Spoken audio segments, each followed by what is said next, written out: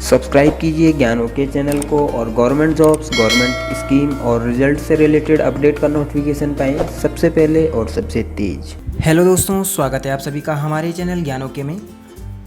तो दोस्तों, केंद्रीय विद्यालय संगठन के द्वारा कक्षा 1 के लिए आवेदन फॉर्म भरने शुरू हो चुके हैं।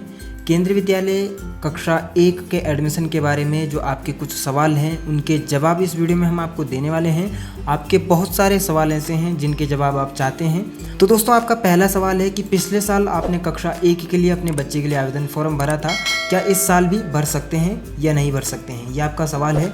तो दोस्तों, इसका जो जवाब है कि आप इस साल भी फॉर्म भर सकते हैं। आपको सेम वही प्रोसीजर अप्लाई करना है और ये कब तक आप कर सकते हैं, जब तक आपके बच्चे की एज 5 से 7 साल के बीच रहेगी तब तक आप आवेदन कर सकते हैं। अगर आपका बच्चा अभी इस साल कक्षा 2 में भी अगर पढ़ रहा है तो आप कक्षा 1 के लिए उसके लिए आवेदन कर सकते हैं या फिर आप उसके लिए कक्षा 2 के लिए आवेदन कर सकते हैं। फॉर्म भरते वक्त कौन कौन से डॉक्यूमेंट्स आपको तैयार रखने हैं, ये आपका दूसरा सवाल है। तो दोस्तों, फॉर्म भरते वक्त आपको एक तो अगर आप बीपीएल कैटेगरी से बिलोंग करते हैं तो बीपीएल कैटेगरी का सर्टिफिकेट आपके पास होना चाहिए, या अगर आप ईडब्ल्यूएस कैटेगरी से बिलोंग करते हैं तो ईडब्ल्यूएस कैटेगरी का सर्टिफिकेट आपके पास अवेलेबल होना चाहिए। इन दोनों डॉक्यूमेंट्स के केवल आपको नंबर आपको डालना है, सर्टिफिकेट नंबर जो होता है, सर्टिफिकेट नंबर आपसे केवल मांगा जाएगा।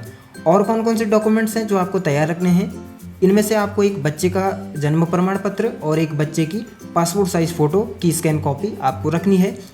जन्म प्रमाण पत्र और पासपोर्ट साइज़ फ़ोटो को आपको ऑनलाइन फॉर्म भरते वक्त अपलोड करना है। तो ये 2 डॉक्यूमेंट आपको अपलोड करने हैं। और तीसरा जो डॉक्यूमेंट है आपका बीपीएल कैटेगरी का या फिर ईडब्ल्यूएस कैटेगरी का, उसका केवल आपको डॉक्यूमेंट नंबर आपको देना होता है।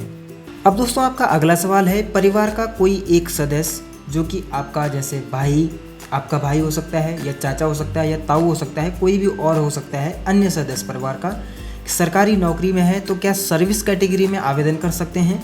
तो सर्विस कैटेगरी में कौन लोग आवेदन कर सकते हैं आपको बता देते हैं।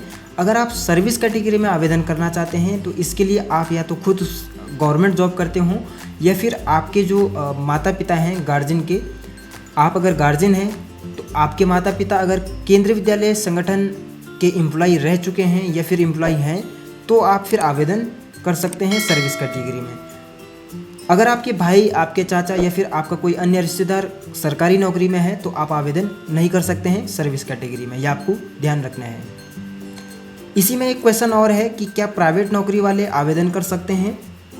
तो बिल्कुल प्राइवेट नौकरी वाले आवेदन कर सकते हैं, केंद्रीय विद्यालय में किसी भी क्लास में आवेदन कर सकते हैं केंद्रीय विद्यालय के लिए।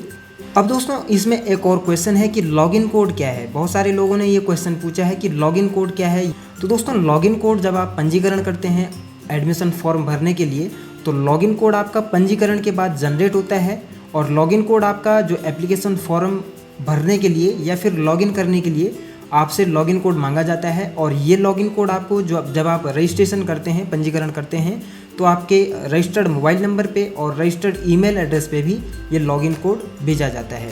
लॉगिन कोड और बच्चे की डेट ऑफ बर्थ और साथ ही रजिस्टर्ड मोबाइल नंबर के माध्यम से आप ऐप में या वेबसाइट में लॉगिन करते हैं और अपने एप्लीकेशन का स्टेटस देख सकते हैं। इसी में दोस्तों एक और क्वेश्चन है कि क्या सेल्फ डिक्लेरेशन सभी को बनाना है। सेल्फ डिक्लेरेशन क्या है ये भी मैं आपको बता देता हूँ। तो सेल्फ डिक्लेरेशन आपके घर से स्कूल की दूरी का एक आपको डिक्लेरेशन बनाना होता है, डिक्लेरेशन सर्टिफिकेट बनाना होता है।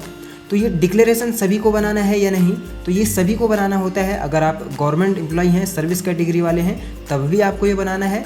और अगर आप अन्य और कैटेगरी से बिलोंग करते हैं तब भी आपको ये बनाना होता है। ये सभी के लिए कंपलसरी है।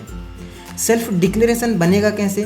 तो दोस्तों, सेल्फ डिक्लेरेशन का जो प्रोफॉर्मा डॉक्यूमेंट है वो आपको केंद्रीय विद्यालय संगठन की जो ऑफिशियल साइट है उससे आप ये डाउनलोड कर सकते हैं। प्रोफॉर्मा डॉक्यूमेंट्स का एक उसमें ऑप्शन है, वहाँ जाके सेल्फ डिक्लेरेशन का जो सैम्पल डॉक्यूमेंट वहाँ है उसे आप डाउनलोड करेंगे और उसी तरीके का एक डिक्लेरेशन आप बना लेंगे। अब दोस्तों, आपका इसी में एक और क्वेश्चन है कि विधायक से सिफारिश करवा सकते हैं या नहीं। तो दोस्तों, आपको बता दूं कि केंद्रीय विद्यालय में आप केवल सांसद से सिफारिश करवा सकते हैं और वो भी केंद्रीय विद्यालय संगठन के द्वारा जारी टोकन के हिसाब से आप सिफारिश करवा सकते हैं। तो आप विधायक से सिफारिश नहीं करवा सकते हैं। अगर आप सिफारिश करवाना चाहते हैं, अनुशंसा करवाना चाहते हैं तो सांसद से आप करवा सकते हैं, वो भी केंद्रीय विद्यालय संगठन के दिशा निर्देशों के अनुसार। अब दोस्तों इसमें बहुत सारे लोग ये क्वेश्चन पूछ रहे हैं कि कक्षा 1 के एडमिशन के लिए डॉक्यूमेंट्स क्या क्या लगते हैं।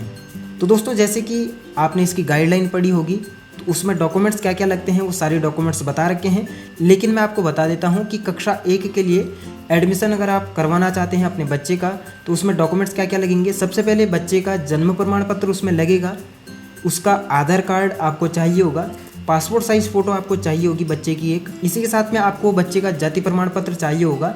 अगर बच्चे का जाति प्रमाण पत्र अवेलेबल नहीं है तो माता या पिता का जाति प्रमाण पत्र आप लगा सकते हैं।